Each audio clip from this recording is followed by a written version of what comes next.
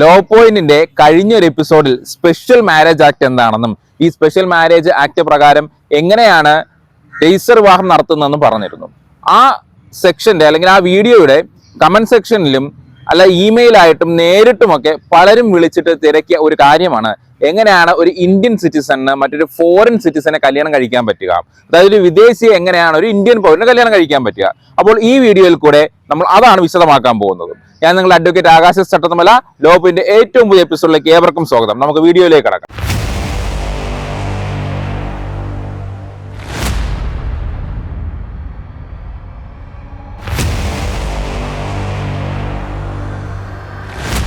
നിലവിൽ ഇന്ത്യയിൽ ഇങ്ങനെ ഒരു ഇന്ത്യൻ പൗരന് മറ്റൊരു വിദേശ പൗരയോ അല്ലെങ്കിൽ ഇന്ത്യയിൽ ഉള്ള ഒരു പെൺകുട്ടിക്ക് വിദേശത്തുള്ള ഒരു പൗരനെയോ കല്യാണം കഴിക്കണമെങ്കിൽ ഇന്ത്യൻ ഫോറിൻ മാരേജ് ആക്ട് 1969 എന്നൊരു നിയമം നിലവിലുണ്ട്.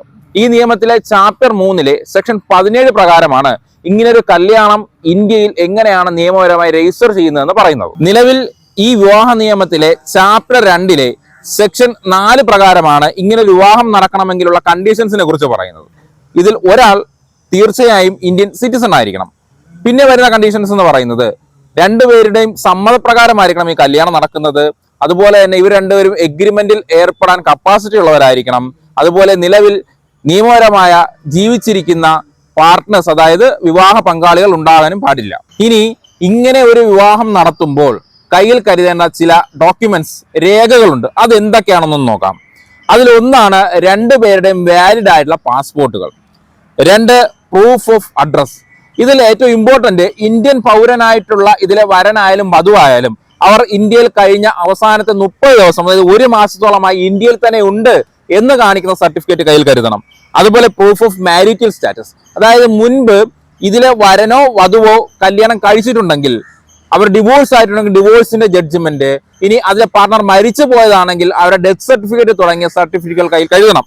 അതുപോലെ തന്നെ രണ്ടുപേരുടെയും പാസ്പോർട്ട് സൈസ് ഫോട്ടോകൾ, പിന്നെ ഏജ് പ്രൂഫ്, അതായത് നേരത്തെ പറഞ്ഞതുപോലെ വരന് 21 വയസ്സും വധുവിന് 18 വയസ്സും തികഞ്ഞു എന്ന് കാണിക്കുന്ന സർട്ടിഫിക്കറ്റുകളും കയ്യിൽ കരുതേണ്ടതാണ്. അതുപോലെ നോൺ ഒബ്ജക്ഷൻ സർട്ടിഫിക്കറ്റ്, അതായത് ഈ കല്യാണത്തിൽ ഏർപ്പെടുന്ന വിദേശ വനിതയോ വിദേശ പുരുഷനോ ആരായാലും അവരുടെ ആ രാജ്യത്തെ എംബസിയിൽ നിന്നോ ആ രാജ്യത്തെ കൗൺസിലേറ്റിൽ നിന്നോ ഈ മാരേജിന് യാതൊരുവിധ ഒബ്ജക്ഷനും ഇല്ല എന്ന് കാണിക്കുന്ന സർട്ടിഫിക്കറ്റ് കമ്പൽസറി ആയിട്ട് കയ്യിൽ കരുതണം. ഇനി ഈ ആക്ട് പ്രകാരം എങ്ങനെയാണ് വിവാഹം രജിസ്റ്റർ ചെയ്യുന്നത് നമുക്ക് നോക്കാം. മുമ്പ് ഞാനൊരു വീഡിയോ ഇട്ടിട്ടുണ്ടായിരുന്നു, അതായത് എങ്ങനെയാണ് സ്പെഷ്യൽ മാരേജ് ആക്ട് പ്രകാരം ഒരു വിവാഹം രജിസ്റ്റർ ചെയ്യുക എന്നുള്ളത്. അതേ നടപടിക്രമങ്ങൾ തന്നെയാണ് ഉള്ളത്, എന്നാൽ 1-2 കാര്യങ്ങൾ മാത്രം മാറ്റമുണ്ട്. ഇതിലും നമ്മൾ മുമ്പ് പറഞ്ഞതുപോലെ തന്നെ കേരളത്തിലാണെങ്കിൽ ഓൺലൈനായും മറ്റു സംസ്ഥാനങ്ങളാണെങ്കിൽ ഓഫ്ലൈനായും ആപ്ലിക്കേഷൻ നൽകണം. ഇതിൽ നോട്ടീസ് ഓഫ് ഇന്റൻഡഡ് മാരേജ് എന്ന് പറയുന്ന ഒരു ഫോം ഉണ്ട്. ഇത് ഫില്ല് ചെയ്ത് ഒപ്പിട്ട് നമ്മൾ രജിസ്റ്റർ ഓഫീസിൽ പോകണം. നേരത്തെ പറഞ്ഞ ഒരു സബ് രജിസ്റ്റർ ഓഫീസിലല്ല. ഇങ്ങനെ ഫോറിൻ മാരേജ് ആക്ട് പ്രകാരം കല്യാണം കഴിക്കുന്നവർക്ക് ജില്ലാ രജിസ്റ്റർ ഓഫീസിലാണ് കല്യാണം നടക്കുക. അപ്പോൾ ഏത് ജില്ലയിലാണോ നമ്മൾ രജിസ്റ്റർ ചെയ്യാൻ ഉദ്ദേശിക്കുന്നത് ആ ജില്ലാ ഓഫീസിൽ ഈ ആപ്ലിക്കേഷൻ നൽകുക. അതിന്റെ കൂടെ നേരത്തെ പറഞ്ഞ non objection certificate, address proof, passport, അതുപോലെ തന്നെ ഈ ഫോറിൻ വ്യക്തിക്ക് വാലിഡ് ആയിട്ടുള്ള ഒരു ഇന്ത്യൻ വിസ കൂടെ കയ്യിൽ കരുതണം. ഇതെത്രയും നമ്മൾ ഈ പറയുന്ന ജില്ലാ രജിസ്റ്റർ ഓഫീസിൽ കൊടുക്കുമ്പോൾ 30 ദിവസത്തെ നോട്ടീസ് പീരീഡ് നൽകും. ഇതോടുകൂടി തന്നെ ഏത് ഫോറിനർ ആണോ വിവാഹത്തിൽ പങ്കെടുക്കുന്നത് അവരുടെ എംബസിയിലോ അല്ലെങ്കിൽ അവരുടെ കോൺസുലേറ്റിലോ ഇതേ നോട്ടീസ് അയക്കും, എന്തെങ്കിലും ഒബ്ജക്ഷൻ ഉണ്ടോ എന്നറിയാൻ. ഇങ്ങനെ 30 ദിവസം കഴിഞ്ഞ് ഇതേ ജില്ലാ രജിസ്റ്റർ ഓഫീസിൽ വന്ന് ഒപ്പിടുന്നതോടുകൂടി ഈ വിവാഹം നിയമപരമായി മാറും.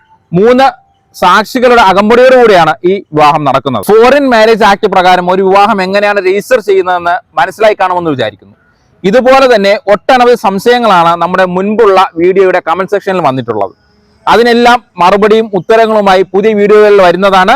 ഈ വീഡിയോ നിങ്ങൾക്ക് ഇഷ്ടപ്പെട്ടെങ്കിൽ നിങ്ങളുടെ പ്രിയപ്പെട്ടവർക്ക് എത്തിച്ചു നൽകുക. എന്റെ ചാനൽ സബ്സ്ക്രൈബ് ചെയ്യുക. ഞാൻ നിങ്ങളുടെ അഡ്വക്കേറ്റ് ആകാശ് ചട്ടത്തുമല. പുതിയൊരു വീഡിയോയിലേക്ക് കാണും വരേക്കും ഗുഡ് ബൈ.